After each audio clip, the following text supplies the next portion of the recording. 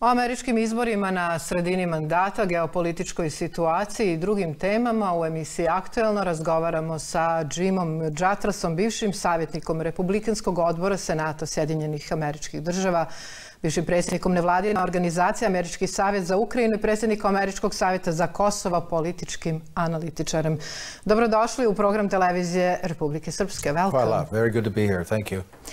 Although they announced a big red wave, the Republicans narrowly won the House of Representatives, and judging by the current situation, they failed to win the majority of seats in the Senate. Was there a stealing?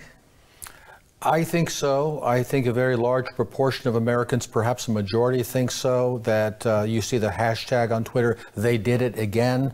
If you look at what happened in 2020, if anybody watched, for example, the hearings in 2020 in Pennsylvania and Arizona at the legislatures there could be no doubt that there was a lot of corruption in the election. And it's rather ironic when you look at American policy around the world where we pose as this big champion of democracy and human rights and lecture other countries and even try to undermine other countries, even the election here in Republika Srpska with color revolutions in the name of democracy.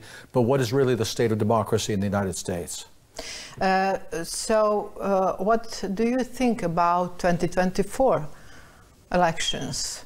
Who's going to be big candidates? Well, you know, if you look at the propaganda, and it is propaganda coming out not only from the Democrats but the Republicans, they're trying to say that two things led to this result. One is the abortion decision by the Supreme Court, and the other one is Mr. Trump. Mr. Trump is bad, bad, bad Trump. And I think this is an effort to essentially split the Republican Party from a Trump populist base into a controlled opposition of the Republican leadership. And I think it's going to succeed. I think it's beginning to dawn on many Americans that the state of our, what used to be a republic, is no longer something fixable through the voting system, that we are going down a very dark road and nobody knows what is at the other end of it. Why is that? What changed in that voting system? Maybe before 2016 was one voting system, and after that something changed. Well, the big changes were taken during COVID, where we got all the mail-in balloting and so forth, where you essentially have an expectation that on election night you will see what they call a red mirage. That would be a lot of red votes, a lot of red, incongruously is the color of the Republican Party in the United States, and that it looks like the Republicans are doing well, but then that trails off in the days afterward when all of the mail-in ballots and absentee ballots are counted. And also what we call ballot harvesting, where private individuals can go around collecting voting ballots from private and then dump them all in a big box. You have no idea what's going on in there. And so we've had these features in a while. It really started in the 2018 elections under Trump, but it really achieved, you might say, the technical science during the 2020 election and the COVID measures that prevented in-person voting by many people. Now, I don't think there's any way to remedy that, because why should the people who benefit from this system want to change it? Change it, yeah, of course.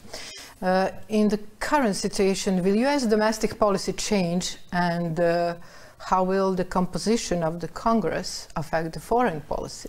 As far as the domestic policy, I think we will see a continuation of the, if you will, the woke ideology, this very radical critique of American identity and history on regards of race and religion and sex and sexual orientation, as they call it, the whole rainbow LGBT ideology. We will see maybe some areas like particularly Florida, where locally they're able to maintain something a little less radical, at least for a while. But I think the general direction of American policy will continue to break down the historic American nation and identity until something fundamental cracks. And we don't know what that crack looks like. As far as foreign policy goes, unfortunately, this means that there will be no change at all in American foreign policy. And frankly, even if the Republicans had been elected to a much greater degree than they were, that still would not have changed it, because despite the presence of maybe a few more Trump-type populists who maybe want to question our foreign adventurism, the leadership of the Republican Party is just as radical as the totally controlled by the neoconservatives, which I'm sure people are familiar with, and the direction of America meddling in foreign affairs and even our confrontation not only with Russia but increasingly with China would increase. Yeah. Do you expect the large financial support for Ukraine to continue? Oh, absolutely. There may be some Republicans squawking about, oh, we need to be more careful about how the money's spent, we need to trace and all that. That's just window dressing. If anything, they will demand even more money for Ukraine because this is now a direct confrontation between the United States and Russia. Ukraine is just the battleground where this is taking place, and the establishment of the Republican Party is at least as militant as the Democrats are. In a survey conducted by YouGov and The Economist in 2022, 65% of all respondents believe that political violence has increased since the beginning of 2021. As many as 43 of US citizens said that civil war is somewhat likely. Among Democrats and independent voters, about 40% of respondents thought so. But among Republicans, as many as 54 said civil war is possible within the next 10 years. What is your opinion? I think there's a real basis for those opinions.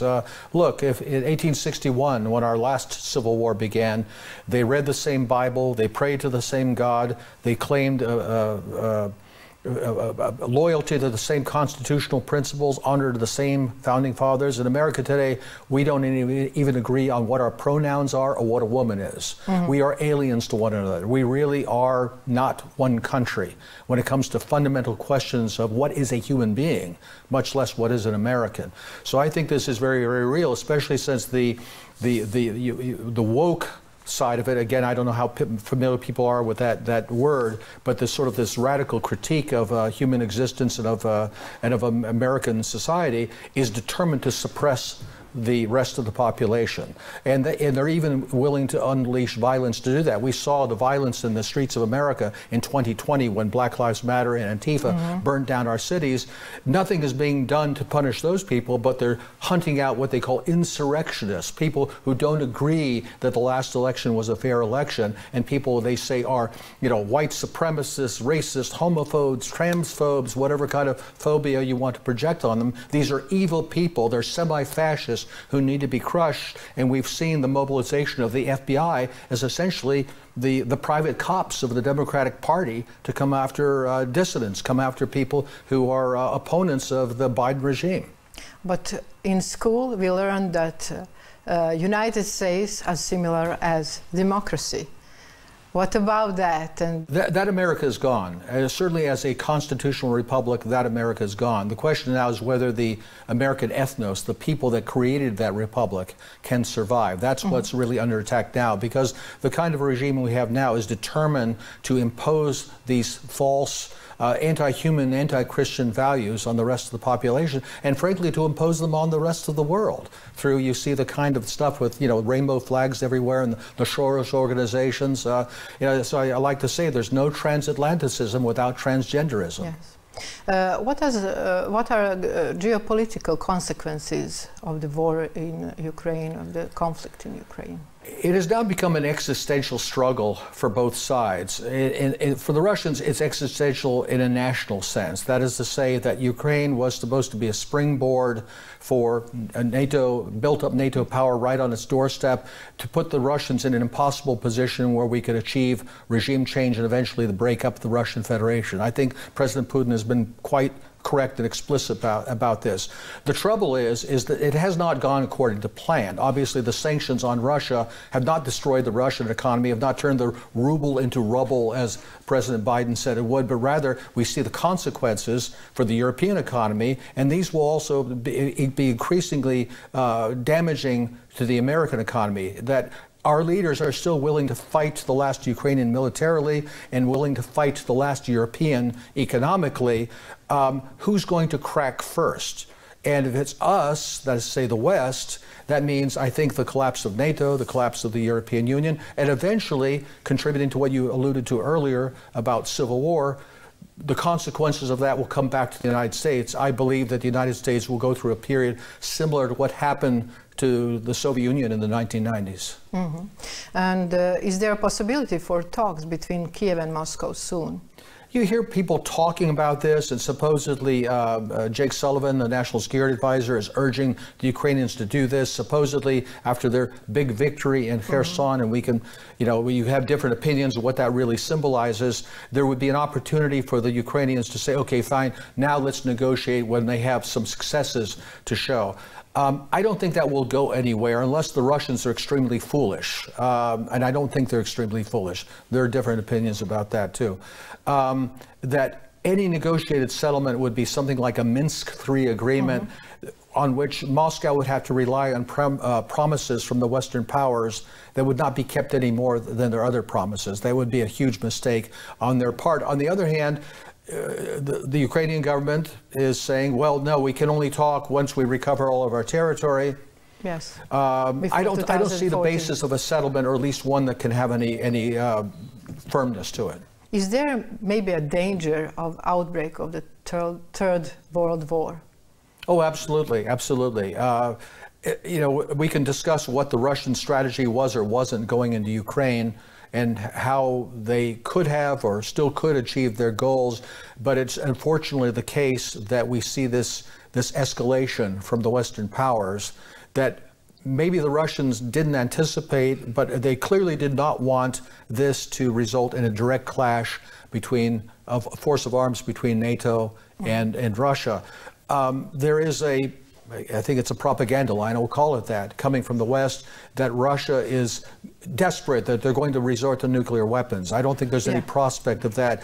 It does, however, open the door that the tried and true tricks coming from the Western powers, like we saw in Bosnia with the Markale mortar attacks that were blamed on the Serbs, or the so-called gas attacks used by, supposedly used by Assad in Syria, that when one side is saying they're going to use nuclear weapons, they're going to use nuclear weapons, that maybe is an indication that some kind of a false flag or dirty trick is coming from the Western side. I do worry about that a lot, because that could be a major escalation. We also hear talk about American ground troops in Romania and Poland, and whether they would be deployed inside Ukraine, maybe in the hope that the Russians treat that as a fait accompli and not challenge them. I think that's a really bad bet for Washington to make, but you never know what decision they might make, especially if, as many expect, once the ground freezes and the Russians do begin a major offensive, as I think they will, what will they do to try to save the situation in Ukraine? And we have a G20 meeting in Bali, Indonesia, and President Putin will not attend. Is this some kind of message? I don't know what message I would derive from it. Some people would say that if there is the prospect of some kind of deal, then maybe he would go there and help try to work that out while he's there. That's not normally the way you arrange a diplomatic settlement of something like this. Some people will also project on it as showing how isolated Russia is, and I don't think that's a correct conclusion to draw from this now. Or even perhaps that he's afraid to leave because the situation at home is uncertain. I wouldn't derive that from that either. So I think there are many things that may have led to that decision, but to try to draw some simple message from that, I don't. You have a meeting with President Dodik. Can you talk something about that? Well, I met him several years ago, and I'd forgotten how tall he was. It had been a while, and it was a very friendly meeting. I congratulated him on his election win, and I urged him and commended him for his defense of the Serbian people here and in Republika Srpska, and hoped that he would continue down that course. So we discussed a little bit about the international situation, the domestic situation, the elections, as we were just talking about between us now. And the quality of leadership in America, the quality of leadership in most of Europe is pretty poor these days, and I'm glad to see that Republika Srpska is an exception to that observation. What do you think about a relationship between United States and China? I think there's a lot of delusional thinking about China and the United States. On the one hand, remember early in the Ukraine war, we had the Biden administration approaching the Chinese to help them put more pressure on the Russians. as if that would be in China's interest. Why would it be in China's interest to help the West take Russia down so then that the United West can face China without Russia at its side? So the idea that the Chinese would go along with this is absurd. We had Chancellor Scholz going to China recently. To accomplish what? Nobody can quite tell. I think the Chinese understand that for them, the war in Ukraine and the broader global struggle between what we might call the